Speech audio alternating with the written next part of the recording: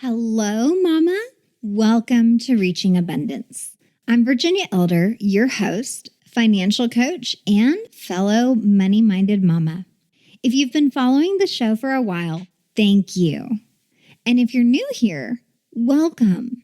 On this show, we tackle all the things that impact your life and have the power to either hold you back or propel you toward abundance. We talk about and dive deep into issues surrounding motherhood and parenting, household and time management, mindset, relationships, and health. Each of these topics affects and is affected by your emotions, beliefs, and your money. My goal with this is to create and share simple money guidance to help moms slash chaos and gain clarity about their finances. Money is a tool that can be used to create a joyous life. And as you learn, make money moves, and set your family up for success, you get to teach your kids about money along the way too. Today, you're invited to listen in on a conversation I had with Cox Hall, certified health coach with the Center for Obesity Prevention and Education, a boy mom, and former teacher. If you've been thinking about getting your health in check as we begin this new year, this episode is for you. We discuss grocery shopping properly, balancing nutrition with workouts toward your health goals, and how to know how much of each is needed. And I think the most important part of all is the piece of the conversation around how the health landscape has changed from when we were young. We both remember witnessing the aerobics craze and the low-fat, low-carb rhetoric we were taught or grew up believing. And then, as we've gotten older, learning the truth about fats and carbs and how to integrate them into our lives in a healthy way. We talk about scheduling time for self-care and the 3 components she tells her clients to include. So this week, I'm going to recommend you download the free 2-week planner I designed specifically to track all the things we mamas handle, from your water intake to errands to spending and saving, and even calls you need to make and self-care time. Grab your free planner from the show notes at reachingabundance.com. We also touched on healthy goal setting, micro habits, and she shares her number 1 tip that everyone, and I do mean everyone, should do. And guess what? It's actually pretty easy to do. So listen up and snag that easy win. Welcome to the Reaching Abundance podcast, where your host, Virginia Elder, shares helpful guidance for moms around positive mindset, creating simplicity, practicing true self-care, and most of all, money management. Her financial journey toward a better life blossomed into an insatiable desire for overall happiness and abundance. Hang out with her right here each week while she ditches the taboos around women and money, shares resources, educates, and financially empowers all the mamas. Welcome to the podcast, McKay. I'm really happy to talk with you. Thanks for having me. I'm really excited to get to share, and I appreciate this opportunity. It's going to be a lot of fun. I've been wanting to do a more health-focused episode, so you're the perfect girl to have on. Oh, that feels nice. Thanks. Absolutely. So I want to start with a little bit about your background. I know you're a certified health coach, but talk to us a little bit more about that, and feel free to share whatever led you to this profession. Yes, I am a certified health coach, and I grew up dancing. I'm from the DFW area, and I grew up on stage. And so body image and health and kind of like the outside was always a big piece of the puzzle in my life. I was on a very competitive college drill team in East Texas way back in the day. It's only a 2-year school. So when I left there and I went to college, my degree is actually at North Texas, they call it health promotion, but basically it's health sciences. And so I've always been super intrigued with nutrition and fitness and mindset and emotional and social connectivity, and then community. Like that was always kind of what I've always enjoyed. I just didn't know where to place it or how to land. And so I did some work in corporate America. I trying to be in pharmaceutical sales after 9/11 was like, whatever. Then I was like, great, I'll go teach. I'll teach small humans, and that's community. And I can try to forge relationships and things like that and kind of bridge the gap in some areas. That was an interesting ride as well, trying to just get certified to teach. Did that. And then I was fortunate enough to get to work for an amazing public charter network here in DFW for just shy of 6 years. And then I taught at a local school district here in the area. And in all of that time that I was teaching, ironically, my health took a severe dive. I won't go into huge details about that because I don't ever want anybody to be deterred from education, but I'll just put it this way. You give all of yourself to everybody else and something's going to crap out, for lack of a better term. In the mix of all of that, my husband and I had been in our fertility journey, and 1 year became two became three. At the 3-year mark, we started trying to get some assistance there. And I just needed a break, but I was so tired. I was exhausted all the time. I was always cold. I was having a lot of just hormonal issues. Long and the short of it, we found out that I suffer from pretty severe hypothyroidism, and I suffer from a type of it that can really wreak havoc on your fertility journey. And it was my hairstylist at the time that really kind of triggered me to go to the doctor because my hair was really feeling off. She was like, I don't know what you're doing, but something's happening. And she had just had a health scare. And so she was like, you might want to go have your thyroid checked. So it really kind of opened my eyes to maybe there's something more. So all of that to say that I told my principal, I was like, hey, I just want to let you know, this is going to be my last year here. I'm going to take a break. Told my husband, like, listen, I may not be in a place to have children, but I really need to get my thyroid figured out.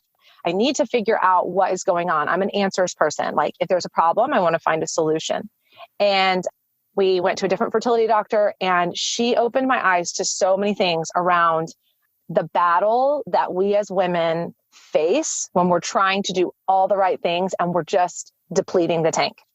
Basically, everything that I had been doing, super low carb, super low fat, super high caffeine, all the exercising, not getting enough water, overworking myself, was making my thyroid condition even worse.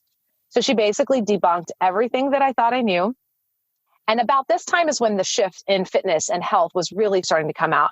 It wasn't just eat this, not that. It was this fad and that fad and this and this and this. Well, she basically said, I want you to take a break, zero exercise outside of walking, because too much cortisol can create major issues.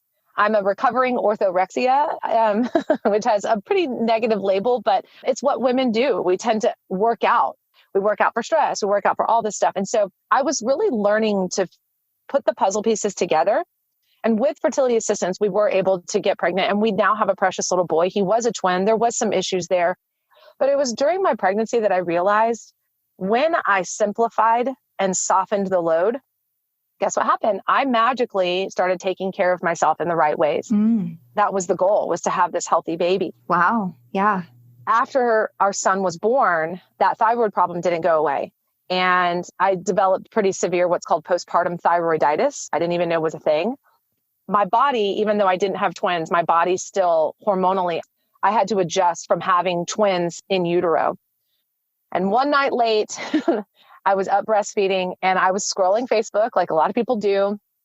And I literally I was like, okay, something's got to give. I have got to get my habits under control. And I started noticing some pictures and noticing some things. A friend of mine, yes, she looked different physically, but there were some things I could just tell. So I called her and I was like, I don't know what you're doing, but I want to know more. Mm-hmm. And I always knew I eventually wanted to go to health, and I wanted to figure out a way to make health a part of, I wanted to get back to my degree. That's why we go to college.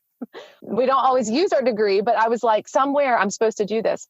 And I wanted to take a break from teaching. And I told my husband I wanted to stay home, but it's that battle of like, I want to be this mom, but I want to have something for me. And I found a way to take what I love, which is talk and help people. But I had to start with me. And so I got certified with COPE, the Center of Obesity Prevention for Education. And I got started on a journey in a health and wellness program that has changed my life and our family's life and really helped me deconstruct poor habits. So now it's what I get to do. I get to help moms and teens and grandmothers and just women and men, but mostly I work with females to help tweak in small ways and in big ways. You brought up so many things that I've seen adjust over the years. And I love that you brought in the fertility journey, because so many women go through that and struggle and feel alone. And I love that, you had this entire career journey going on where you're very obviously trying to figure out where you fit and what you're supposed to do and what supports your love for life. And you finally found it. And all the puzzle pieces seem to start to come together. You had your son. And I love that you brought up what so many of us have also struggled with and fought through. And I do feel that somewhere in your 30s, you start to feel like, okay, I think I figured this out. And then in your 40s, then you're like, okay, now I'm getting there. And it's this hilarious journey. It's like, I wish so badly that we didn't have to wait till we're 30 something or 40 something to really begin to step into that confidence that we're where we're supposed to be. We've done what we're supposed to do. This is me and I'm in the right place. But I think that whole journey and all those struggles that brought us here really allow us to step in and be who we're supposed to be at midlife. You're at your peak. So I do want to touch on what you said you were doing all wrong. The low carb, the super low fat, the over exercising. I mean, that's what we saw and absorbed when we were young, that you need to diet. Carbs are evil. Fat is evil. You have to exercise like a maniac every day. High caffeine, very low water intake. We're told water is healthy, but then there's so many people that I've met that are like, oh, I don't like water. Mm-hmm. I'm like, what? Mm-hmm. And yes, it's funny because immediately when you were talking, I was thinking about I don't think I ever did a Jane Fonda workout years and years and years and years ago. But when I was a teenager, it was the time of high aerobic activity. It was all the aerobics, all the running, all the cardio. And I will preface this because I know I told you this. I want people to know I am not a certified personal trainer, although I am considering adding that to my resume. So I just had to put that disclaimer in there. What I realized is you work out with enough trainers and you do this long enough. And this is a part of what I do as a health coach, is really helping people find what works. The biggest piece that I've learned that is so different is that for females, our hormones shift and they change and they ebb and they flow. And what worked in our 20s ain't going to work for you, girl, in your 30s. And it isn't going to work for you in your 40s. It isn't. What I have learned is if you take a look at the word diet, it truly has the word die in it. Okay. And the word health has the word heal. So there are two pieces to diet. There is diet, which is that of unlimited restriction. And then there is what you nourish your body with. When you look at the definition of diet, it literally has those two. When you look at overall health, you can't just work out alone to get to your overall goals. And it is true. It is really 80% what you do in the kitchen or at the restaurant or with your friends or at the table, but it's what you consume that is going to allow your fitness to help you make those overall shifts. And anyone that tells you that these changes that you're wanting that we see in celebrities, these things take time. And if you're trying to undo 20 years or 10 years of postpartum mom bod, it's going to take time because it took time to get to that space. But you have to learn that we have to have healthy fats. If there's anything that I can say on a nutrition piece, healthy fats are your friend, but it's when, how much, measuring, and flat belly fats are different than I'm going to go grub down on this massive hamburger because I haven't eaten all day. Now I'm starving. It's learning how to pocket those, eating more often than not, eating low glycemic foods, how to incorporate carbs. Carbs are not the enemy, but you have to have the right kind of carb. And it's learning small ways to have carbs that work with things like hormone levels, melatonin, the secretion that's natural. Because there's just so many pieces to it and I don't want to get so into it, but there's a lot. But I will say this on water. Here's a trick. It is one of the easiest tips I could ever give someone. If you do nothing else, take your current weight, divide it in half, and that is how many ounces in water human beings need. But if that divided amount is less than 64 ounces, you need at least 64 ounces of water. We need to be at least 50% fluid.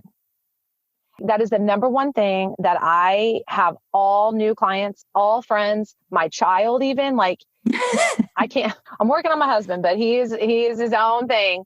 That is it. If you look at your hydration levels, a lot of times people eat when they really should drink some water. Yes, that was something that I learned a while back. And I've questioned it because I was like, did I learn that as a way to like trick myself into eating less because I was worried about weight, which I'm a tiny person. Like everybody has always commented to me like, oh, you're the last person that needs to worry about weight. So I've had some mental struggles with that, but that was a great tactic for me to decide, like, was I just thirsty or am I actually hungry? It was either after you drink that 8 ounces of water when you thought you were hungry, but you drank water first just to check, in 10 minutes, you either have like a hell yeah, I'm still hungry, or no, I'm good. I feel really refreshed now. And you just hit the nail on the head with that, because what you did and what you're saying, like having that water and waiting, giving yourself that 10 to 15 minutes, that is huge, because yes, if you're still feeling that hunger, then yes, it's time to eat. Your body is saying, I need fuel in the tank if you expect me to even go from point B to point C. But that is a piece to it that is huge. And so I think that like, that's a really simple change, a small shift.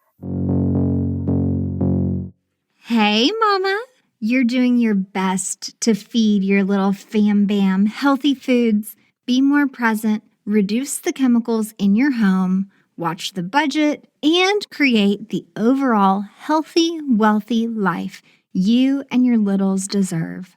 Which is why I'm super jazzed to introduce you to a produce wash called Eat Cleaner. When you buy fresh produce, even the organic items, there are pesticide residues, wax, and germs on those products. So, if you're like me, you've probably been washing and rinsing your produce. But maybe you've noticed there's still usually a film or residue you just can't seem to wash away. Plus, fresh produce goes bad quickly. It's all too common for us to intend to eat healthy, buy a bunch of fresh fruits and veggies, then end up tossing some of them in the trash by the end of the week because they went bad before we could eat them. Ugh, what a waste of money. Well, Eat Cleaner all-natural fruit and vegetable wash cleans all that gunk off your fruits and veggies safely with no chemicals, while also extending how long that produce stays fresh and edible. In fact, using Eat Cleaner all-natural fruit and vegetable wash can save you about $500 per year in reduced food waste and help toward your goal of eating all the healthy produce you buy. So, click the banner in the show notes at reachingabundance.com and buy your own Eat Cleaner all-natural fruit and vegetable wash today.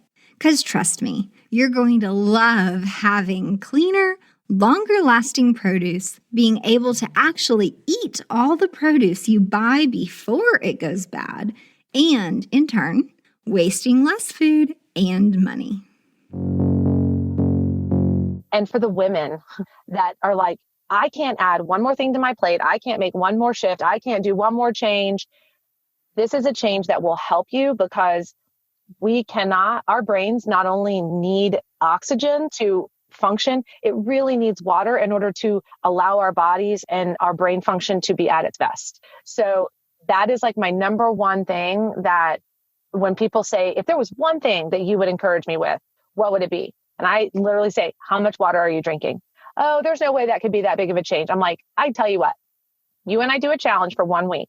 You tell me how you feel in 1 week after doing X, Y, Z, these 3 steps, spread it out from 7 a.m. to 5 p.m. That way you're not peeing all night long, girls. Right. And that's it. And when they can do that and you do that little formula, you don't have to drink a gallon of water off the bat.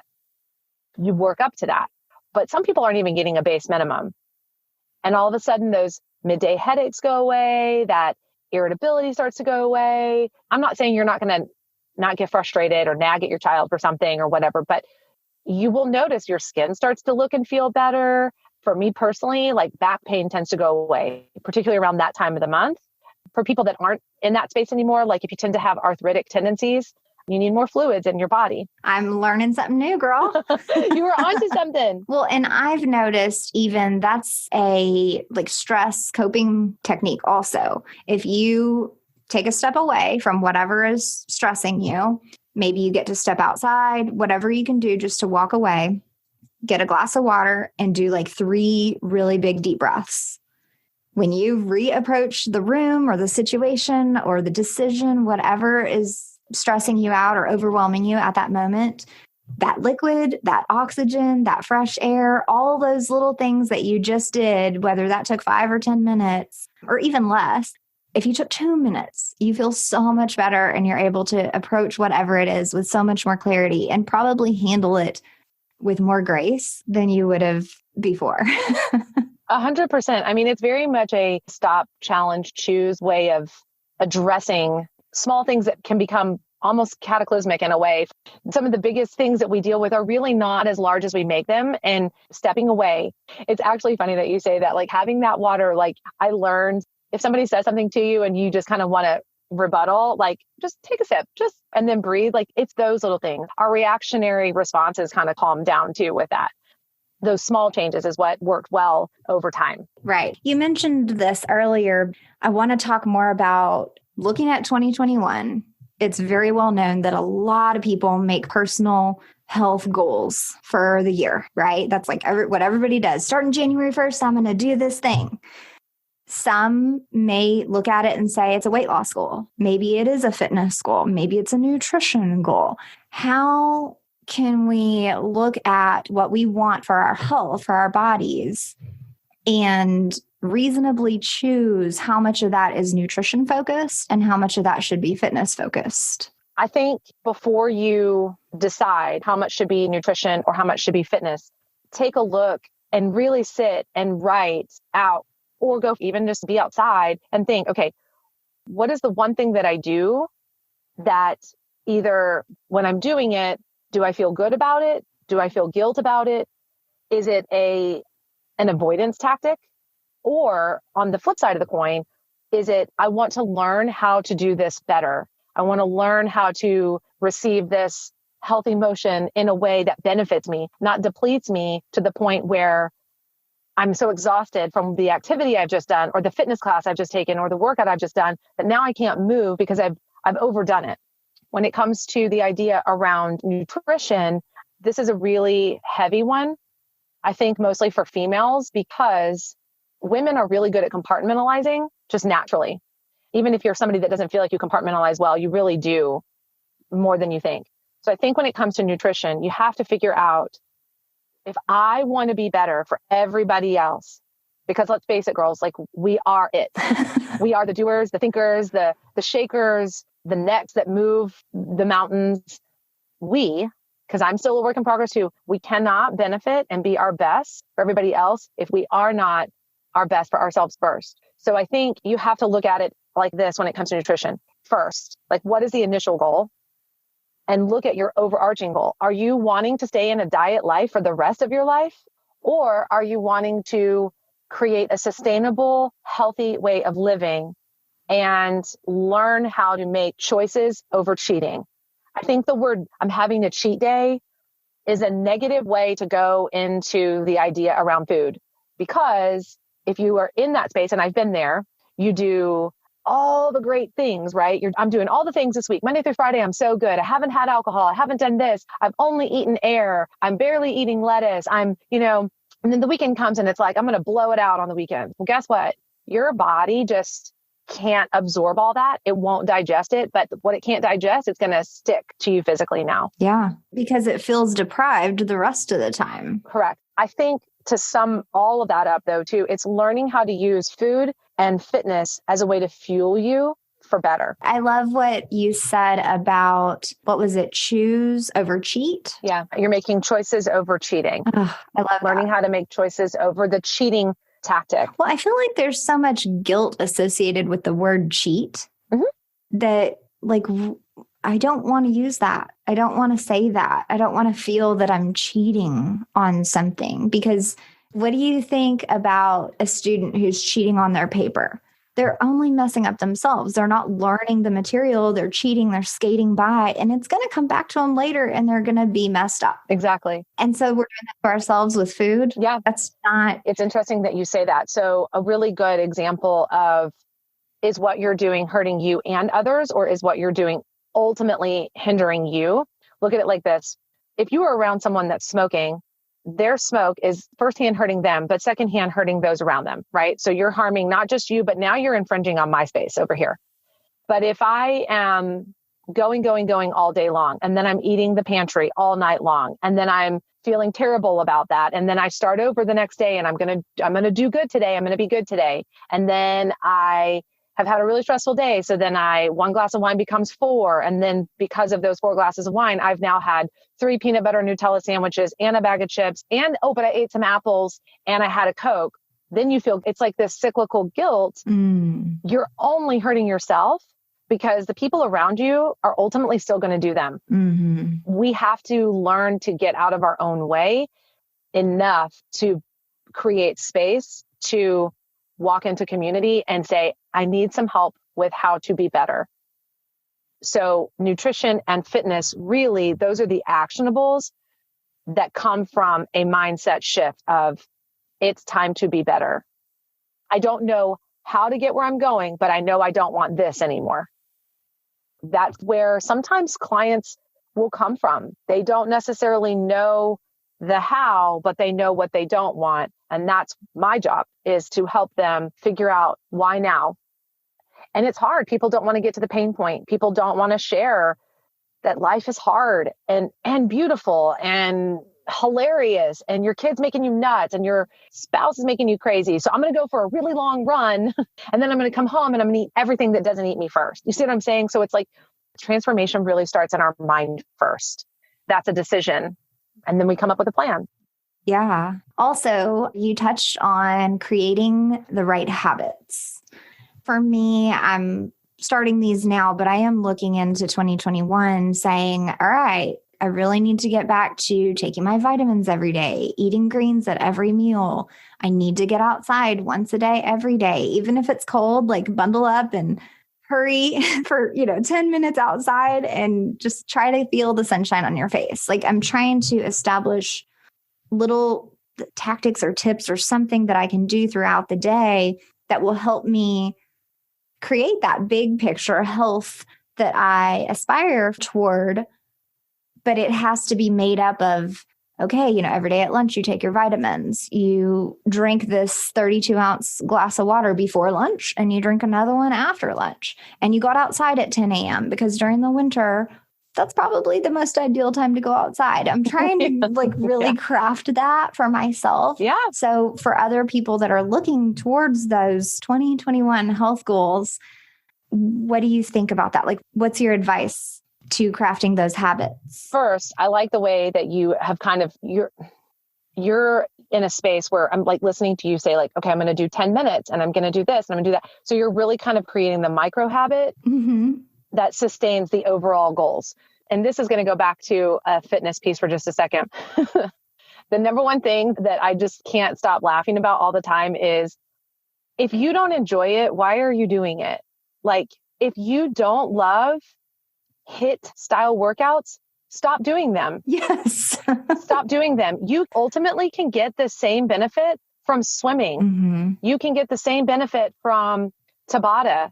And there's a really great trainer that is becoming wildly well known now, all of a sudden, although she's been around forever. And like she has ultimately transformed so many people's bodies physically, but it's from Tabata workouts. They're short, they're quick, they're easy. But if you don't like something, don't do it. At the same time, don't give up on that until you can say you've given it a good try. So give it a good 5, 6, 7 workouts. And if it's just not your jam, like find something else. So I think that's the thing too. People quit before they really get started.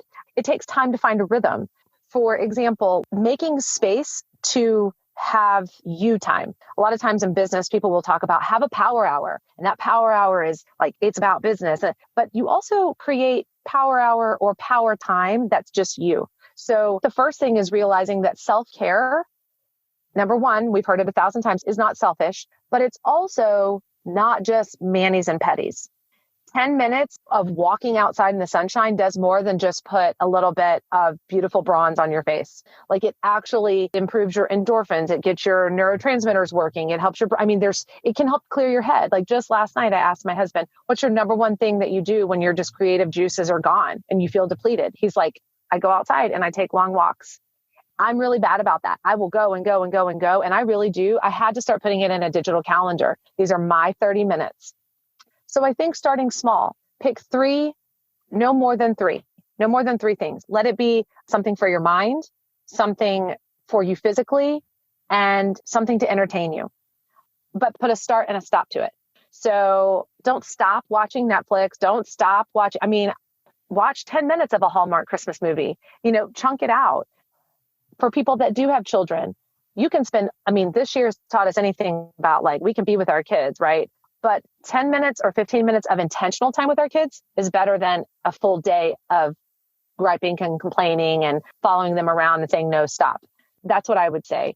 Pick three, put a time limit on it. You want it to be for your mind, something physical, and then something that does entertain you. Perfect. So I love that you added the entertainment element, because I did begin to implement in 2020 the everyday nourish your mind and nourish your body. And to me, that meant some personal development, which could be a Tony Robbins video or a book, or it could be, some motivation thing, could be anything, but personal development, and then nourish your body. And so to me, that meant, hey, did you eat greens today? Hey, did you actually have some healthy carbs? I love sweet potatoes. I didn't know that until a few years ago. And so now I could totally have a sweet potato for breakfast and I'm super happy. That's some healthy carbs. I can't overdo it, but to allow that. And that kind of goes back to some of the stuff you were touching on earlier.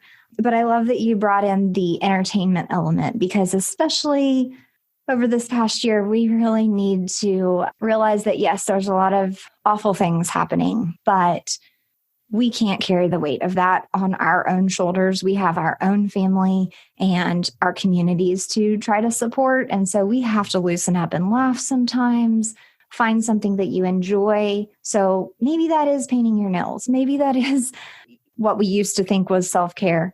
But these nourish your mind, nourish your body, the entertainment, the personal development, and even the fitness piece, I've really tried to incorporate that all into a morning routine, to where if the rest of the day was, your quote unquote power hour, at least I spent an hour on myself this morning, and at least I did read, and at least I did stretch, and at least I started my day in silence. And just these little things that, I guess, like you were saying, they really are micro habits, but that's what I'm really focused on implementing. At the same time, looking toward fitness and finances, I want to try to implement this year. And I think this is a really good idea. You tell me what you think.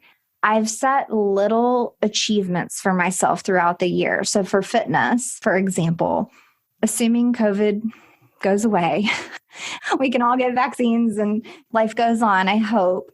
I would love to be able to run 3 5Ks throughout the year. If you haven't done a 5K before, anybody who's listening, it's a little bit over 3 miles. If you don't like running, don't do it. But running has slowly but surely, as an adult, become more of my thing, because it is outside. It is free.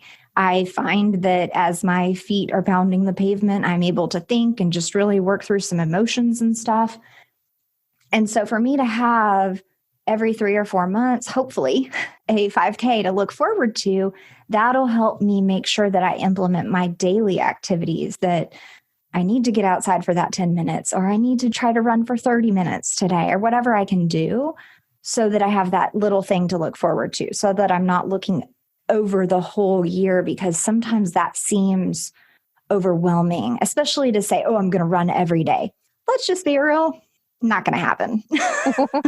Yeah. And really, you don't need to necessarily run every day, but something that is really good, just kind of like on a personal level there for you. Sure, like, yeah. let's say 3 to 4 runs is what you're wanting, like kind of chunking it out. And this is something that I've learned how to practice doing over the course of the past couple of years since starting coaching, but kind of doing things in a literal and figurative 90-day run. So operating within 90 days, every 90 days. So kind of setting, so within 90 days, I want to be active 5 days a week. Then you calendar that out and you put on there like Monday through Friday so that you've got the weekends to rest and kind of do an active recovery. But within that time frame, like, okay, even Monday through Friday, like if you're new to running or new to that activity, like starting slow, start with 10 minutes, build up, and then make one of those days, circle it and say, okay, this is my long day.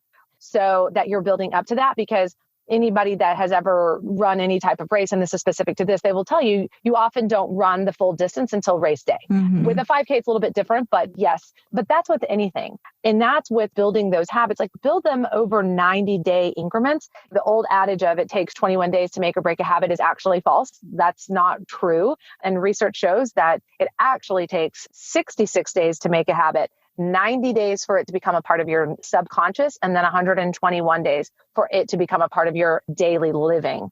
So it's actually longer than we give it credit for. That's why it's always disheartening when somebody quits something at the 21-day mark.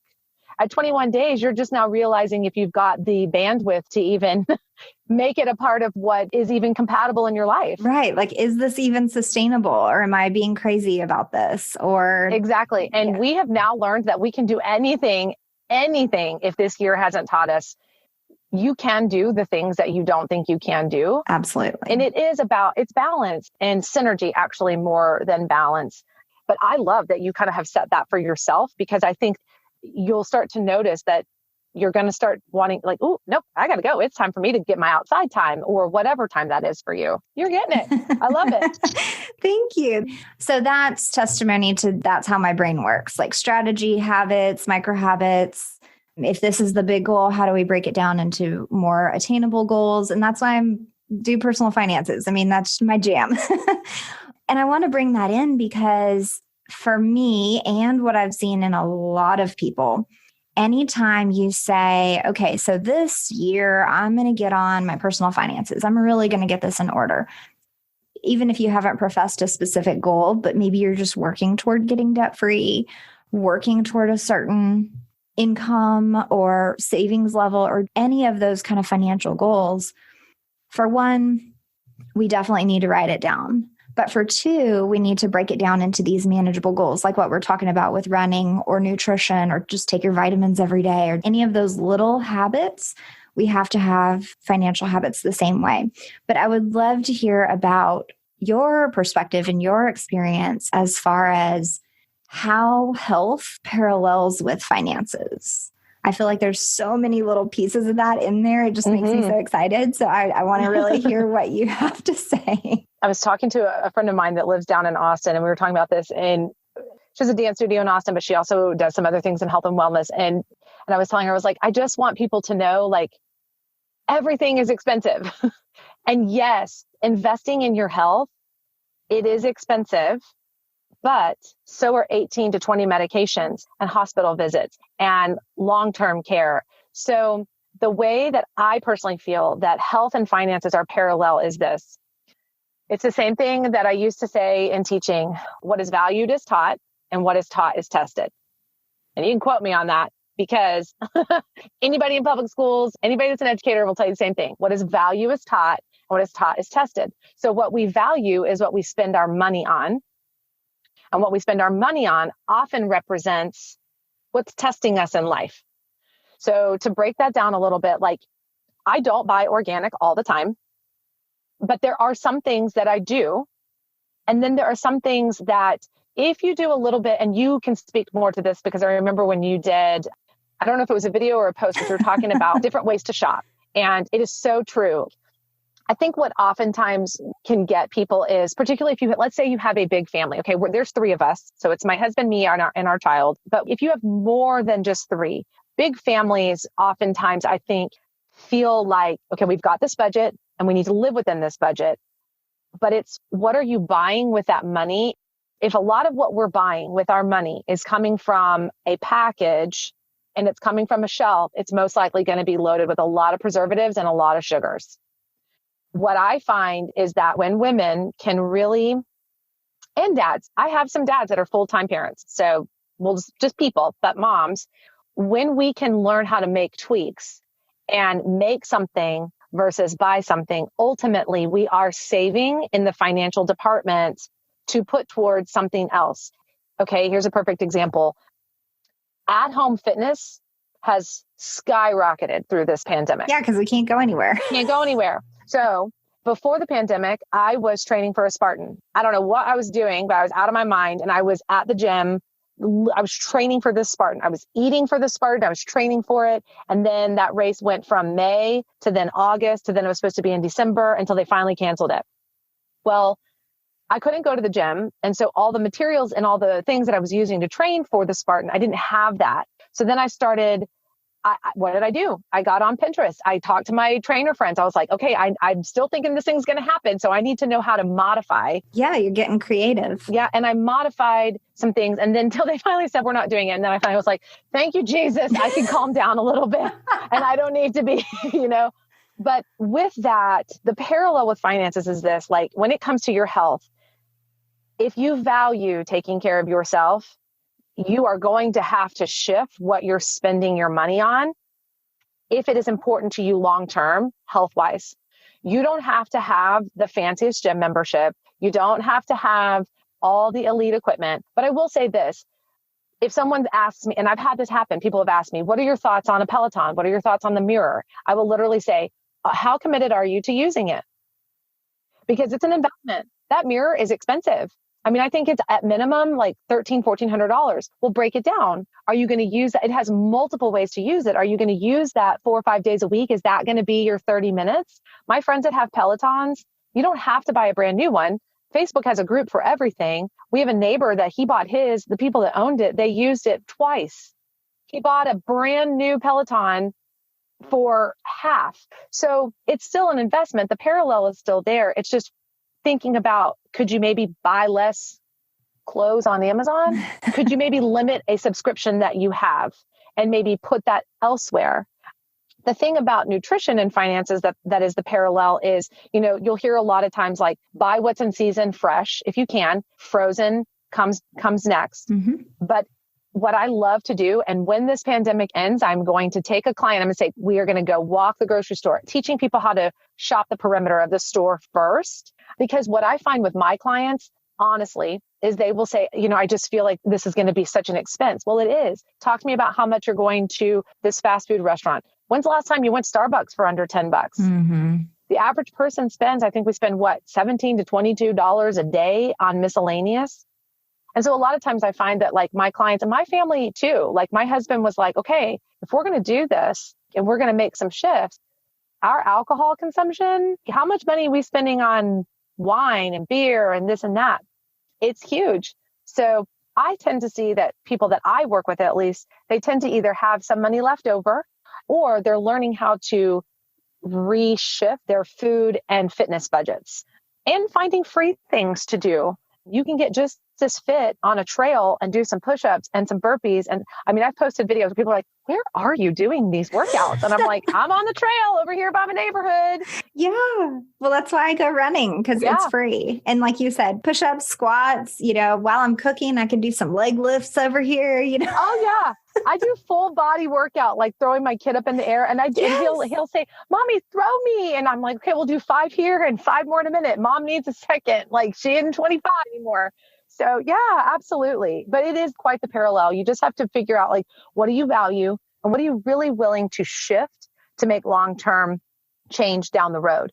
Maybe that $50 that you're spending, and I'm not debunking manicures and pedicures, okay? But I'm just saying like, I'm more athletic now, I guess, than I used to be. And so I don't get my nails done that often. And when I went to pay, I was like, are you out of your mind with how much this is costing me? And now I have to tip you?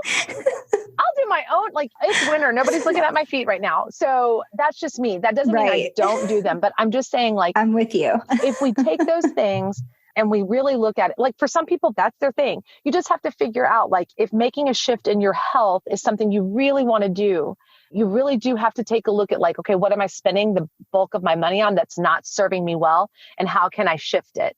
And that takes time too. Yeah, you got it right there. Look at what you're spending. Look at your values. And I think that's an exercise too. A lot of people have not taken the time to just sit down and say, what do I value in life? What is important to me? What do I want to feel like every day? What do I want people to say about me? And people don't like to think about this, but if it was my funeral and people were standing up talking about me, what are they going to say? Not necessarily things that you would be well known for, but just your personality and your person and what you stood for and what you did and your heart. So if you have taken the time to write that down, write your values out, and then compare that to what you've spent your money on. Like you said, the 17 to 22 on miscellaneous a day. A lot of that stuff, A, we don't remember buying it. B, we have no idea which category to put it in on your budget because it's just stuff. It's just randomness that you wanted to buy that you didn't need.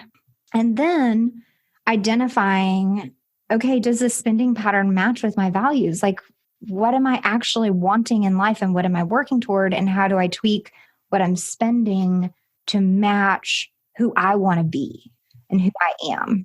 And then the other thing is, I can tell you, if I have a basket full of produce and I spend $50, that $50 on produce, I mean, there's so much good whole food in that $50 that I just spent that really will last us for several days, maybe the whole week, because it's just, you're not going to eat 2 pounds of broccoli in one day. I'm sorry. You're just not. You're going to eat. And if you do, you're going to be backed up for a long time. That's a lot of fiber. That's a whole nother health conversation. Like if you buy those pounds of, apples, broccoli, cucumber, like all these greens, a bag of spinach, all of this healthy stuff, and you spread that out throughout the week, suddenly there's no space for chips and there's no space for 3 loaves of bread and there's no space for all of these extra things that you were spending money on.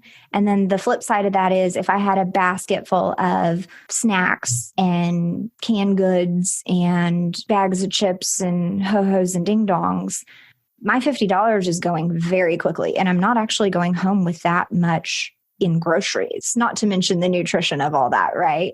Oh, right. It's very true. And it's kind of marketing genius, right? Like right. People want against us. Right, against us. But it is very true because something that I just thought of when you were talking about that is when you're talking about like, what do I value? We talk about this a lot, I think, with moms of girls. But for those of us that are moms of boys, I want to say this too. Like my husband is a much better cook than I am. His mom spent a ton of time and he enjoys the process. That's awesome. I feel like with girls, we tend to kind of like, there's like a shame part to it and this and that. And there's don't have too much comfort in food and blah, blah, blah. Well, my mom is a wonderful cook. My mom cooks beautiful, healthy foods. She knows how to Southern cook, like the whole thing. But I never really grew up learning how to cook. And so it has not served me well in my adult life. Hence why now I'm in health. Like that, which was our issue, is now our testimony. But for your basket of groceries, one of my favorite things to do is to take our son to Central Market because he likes to do the little thing. We make a field trip out of it, but then we go home and it's like, okay, now I am not a Betty Crocker. Okay. And I'm not a Pinterest mom, although I one day want to be, maybe. It's a lot of work. It's a lot of pressure. Yeah. What I have learned is I do get this question a lot too about like my kid's such a picky eater. I can't ever get them to eat the things I buy at the grocery store. Number one, our babies have small bellies. We need to quit trying to shove all the food at the one time. But if they get in the kitchen and we can slow down and let them be a part of it, you will over time start to find that your child will eat more foods than you think they will if they can be a part of it. So that's another piece to value and finances and showing them how to make money stretch and how to use it wisely. And the other thing that triggered for me when you were talking, either you focus on what you value and your spending starts to reflect that, and you are buying healthy foods and focusing on nutrition and spending money purposefully for the life that you want, or you're going to end up spending that money later, maybe when you don't have it, like when you're old and retired and you need a lot of medical care because you didn't take care of this stuff now when you have the opportunity. And yes, it takes time to get yourself back to a healthy position from even just like pregnancy, right? Pregnancy is 9 months, but it might take you a couple years to get your body back if you work hard, right? Say that again louder. Say it again louder. It does. It takes time. Yes, it takes time. But with that being said, in our 30s and 40s and midlife, yes, there are hormones and just a lot of things going on there. But this is the prime of our lives. We have such an opportunity here to change our lives, to change our kids' lives, to positively influence people and everybody around us, our family included. And if we don't take that opportunity now to focus on that nutrition and get your budget in order and make this year the best that it could possibly be, there's a chance we might be kicking ourselves later. Oh, 100%. Sometimes negative motivation does work because you start to think, oh gosh, what trail am I heading down? Ooh, I don't want to be on that trail. I'm going to turn and I'm going to go this way and I'm going to focus on nutrition. But yeah, so I love that you brought that in. When I look back just over the past few years, the whole entrepreneurial journey and leaving my corporate job, and I'm sure you experienced this too when you left teaching, sometimes those hardest years, I also made the most progress because it was so hard. But I also look back and think, hold on, that was the year that I ran a half marathon. That was the year that I did take my vitamins every day because I remember I was part of MLM at that time. And that was a big focus for me to be modeling that behavior for my people that were also working with me. And so it's like all of these cogs for all these different facets of our lives, they do really move together. So if you can jumpstart one of them, it's likely that the other one will start turning too. And I just picture this machine where the different cogs are connected. And if you get one going, then maybe another one will start rolling too. And it takes a while to really build up momentum. But I think a lot of the stuff that we touched on today, the values, the little micro habits, the goals, and then you break them down, like you said, compartmentalizing the different pieces and trying to figure out the synergy and how those things can work together and designing our lifestyle, right? Like that's the whole point of being aware of abundance, is creating that lifestyle that we want because we know that it's possible. Absolutely. And I think that if someone were to ask me, where do I start? I don't even know where to start. I can say with all confidence, what you see when you look at people that you admire, if you see someone and you're like, gosh, she just really seems like she has it all together.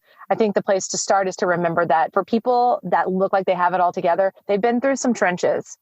Had to have a lot of self-discovery. And if you're not willing to go into some personal growth, I don't care how much spinach and kale you mix together with fruit and protein in a blender.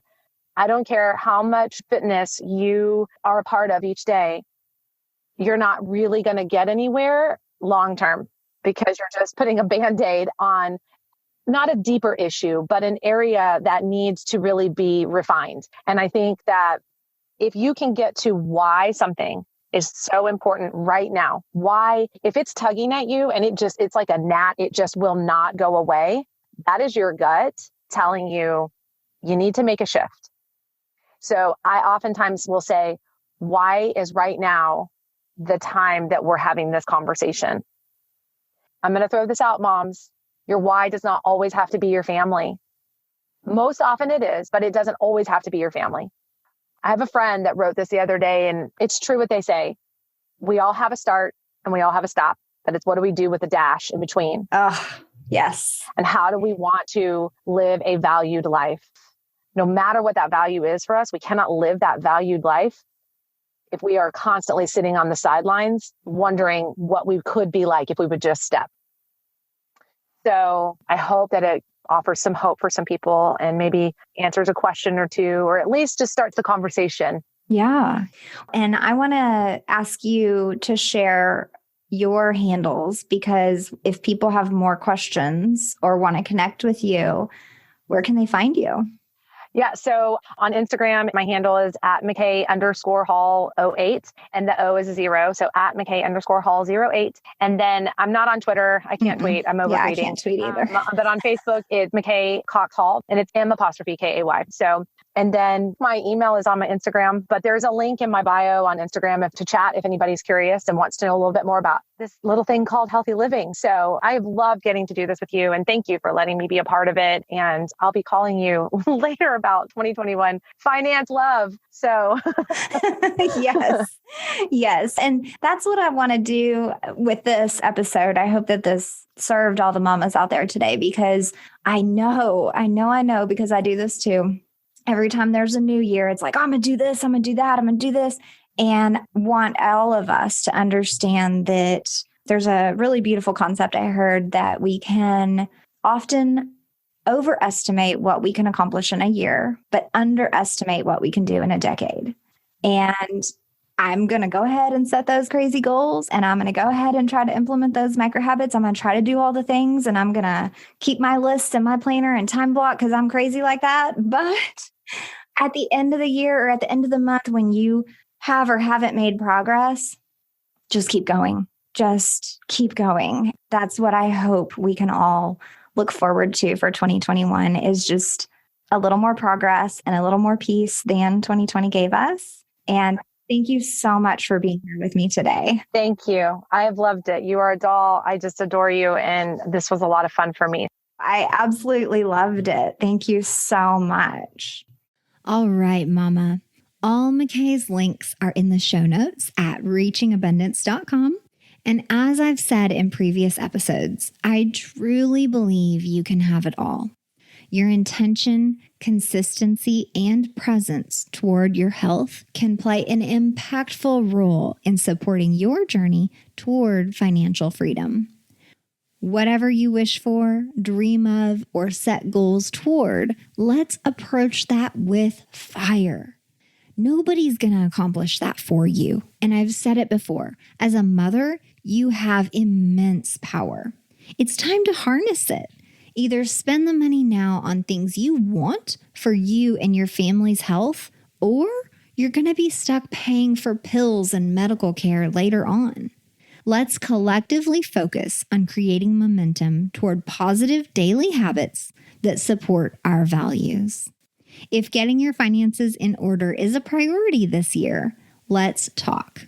I'll hold your virtual hand as we walk through things together. Yes, we look at the numbers and I teach you how to better understand them. But my holistic approach allows us to explore your values and mindset, your unique personal situation, and the beliefs you have about yourself and your money that you may not even realize you're carrying. Financial freedom is possible when all of the above are applied correctly. And if you're curious about how to do that and join the other smart mamas who are on this path, you're invited to book a quick 15-minute free discovery call so we can chat about it. Meanwhile, I love that McKay brought up community. Make sure you're in my free group at moneymindedmamas.com, where I post helpful articles and links to podcast episodes like this one, but also where you can find free money management workshops, advice, and resources not available anywhere else. This week, edge a little closer to reaching abundance by looking at your health from a values perspective. Consider what you value from a health perspective and why. Then take a look at your spending or savings habits and whether those behaviors are working for or against your values. You're invited to visit me at reachingabundance.com, where you'll find the summary of everything we talked about today, McKay's social media links, the free 2-week planner I mentioned at the beginning, and more information about this week's affiliate Eat Cleaner Produce Wash. Oh, quick announcement here. I'm moving the show from a weekly production to every 2 weeks. So I'll be talking to you again 2 weeks from now instead of next Monday. Have a wonderful week, Mama. I look forward to talking with you again next time.